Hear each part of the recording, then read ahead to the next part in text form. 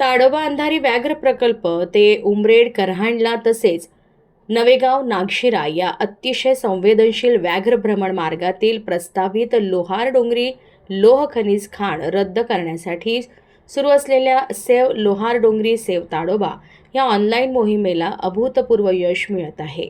अवघ्या काही दिवसात या याचिकेने 20,000 स्वाक्षऱ्यांचा आकडा पार केला असून हा प्रकल्प रद्द करण्यासाठी आता जनचळवळ अधिक तीव्र झाली आहे.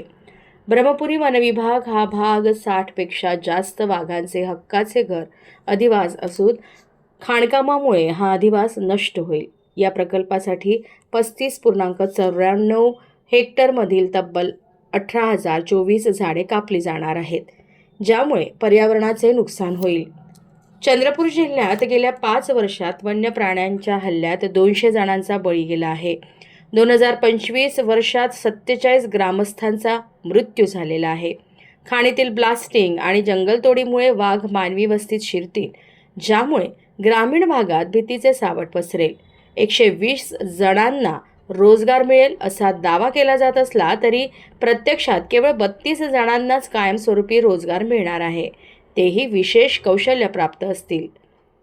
राज्य वन्यजीव मंडळाचे माजी सदस्य बंडू धोत्रे यांनी म्हटले आहे की हा प्रकल्प केवळ चंद्रपूरचा प्रश्न नसून संपूर्ण व्याघ्र संवर्धनावर प्रश्नचिन्ह निर्माण करणारा आहे.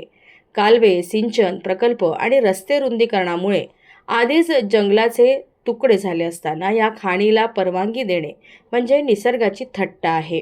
निसर्गसंपन्न लोहार डोंगरी परिसराच्या सभोवताल असलेली गावे आता मानव वन्यजीव संघर्ष अधिक तीव्र होण्याची भीती आणि हवा पाणी प्रदूषण निर्माण होण्याची तसेच येथील कृषी क्षेत्र प्रभावित होण्याची शक्यता आहे.